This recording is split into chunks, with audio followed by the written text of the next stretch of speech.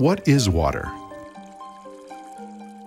In water researcher Victor Schauberger's view, it is a living substance, which can die if it is treated poorly.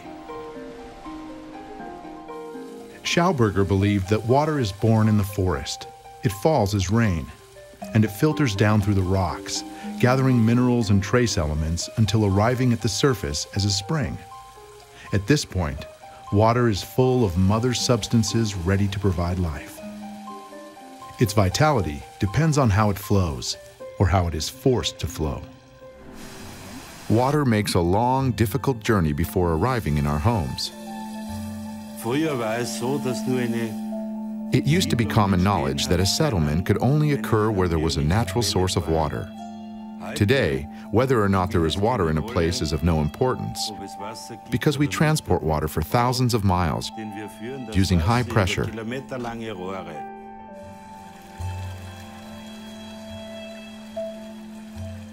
In nature, rivers and streams always flow along a smoothly curving course. But any water system has multiple right-angle turns.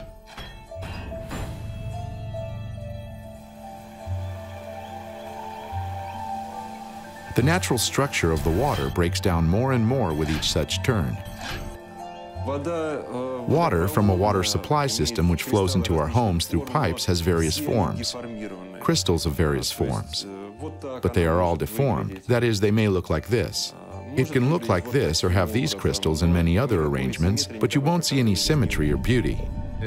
We've been forming crystals for more than a dozen years. From our tests, we came to the conclusion that living water forms more hexagonal crystals, and less vibrant or dead water doesn't form hexagonal shapes.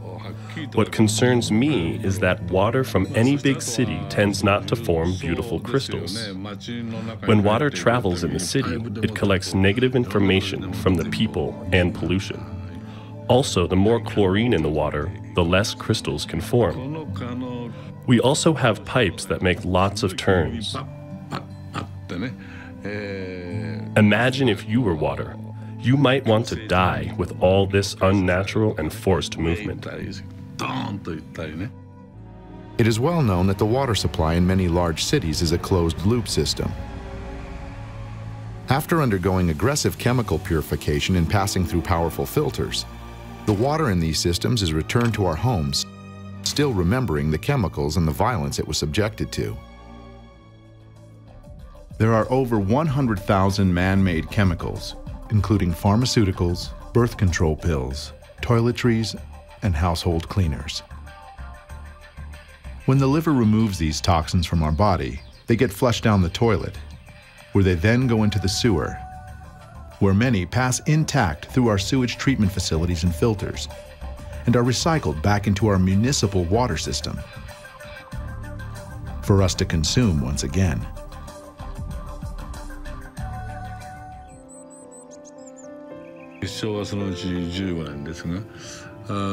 I've studied water crystals for 15 years. What I would really like people to know through my research or work is that water has memory. Dr. Masaru Emoto exposes water to a variety of outside stimuli at his research laboratory in Japan. His researchers capture 50 samples of each water specimen, which are frozen, and after 3 hours examined in the lab at a temperature of -5 degrees centigrade. Only a few will reveal their beautiful structure. As the temperature rises under the microscope, the crystal starts to grow and expand. The researcher captures its image on camera before it returns to the liquid state. This beautiful geometrical wonder expands in 6 directions from each corner of its hexagonal base. A lateral view reveals a protrusion that appears at the tip of the cone. This is because ice crystals do not develop two-dimensionally, but rather three-dimensionally from the center to the edges. Water from natural sources, unlike tap water, provides a wide range of crystalline formations. This allows us to peek into the life and health of water. Living water, in good condition, produces beautiful hexagonal crystals, as we see in these pictures. If water gets sick or dies, what we see changes dramatically. We can see how water reacts to a computer, a television set, to hard rock, a microwave oven, a cell phone. The basic principle in the universe is vibration, and vibration can be created by the principle of resonance.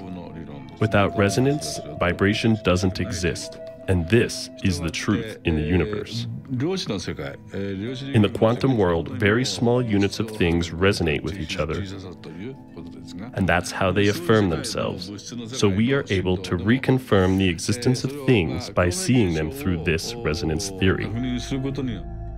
Max Planck once said that everything is a wave. In other words, when we write a word on a sheet of paper and apply it to water, we can see that the water crystal changes its form. It means a transformation of the water itself under the influence of the frequencies that we emit with this word. The first word Dr. Emoto's research team exposed water to was arigato, Japanese for thank you.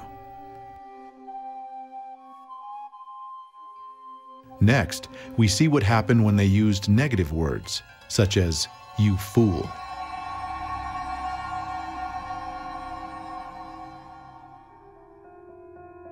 Words of beauty create beautiful crystals. Gentle words manifest delicate crystals. In crystal form, water reflects the power of intention behind our words. This is a water droplet. If we expose water to various sound frequencies using a technology called a tonoscope, we can observe various patterns emerging in its structure. As we increase the frequency at certain key thresholds, the entire pattern morphs into a new resonant pattern, which is a more complex expression of the base frequencies. This happens repeatedly as the frequency increases. We can observe familiar geometrical patterns. Here we see a perfect cube, a tetrahedron, a star tetrahedron, the octahedron. All of these forms of sacred geometry were created simply by achieving the resonant frequency to match the form. Water and human beings and plants respond the same way to resonant energy that your cell phone does when it picks up the call.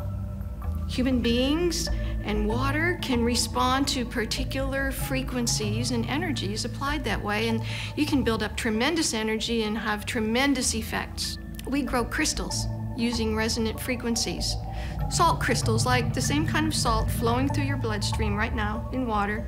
We grow those crystals using resonant frequencies 2,500 times faster and bigger. Water perceives every change in thought or mood. The brightest of these vibrational currents is created by love. The power of this emotion is reflected in the word itself. Our mind is related to our central nervous system. And when we have some emotions, when we have some thoughts, they directly influence not our only nervous system, but the whole body. First of all through blood, then through vegetative system. So we, with our thoughts, with our emotions, we totally change condition of the whole body. Visionary and artist Leonardo da Vinci came to the same conclusion. Human emotions are water, he wrote in his notes, and it is the form taken by these flows within the body that determine the human character.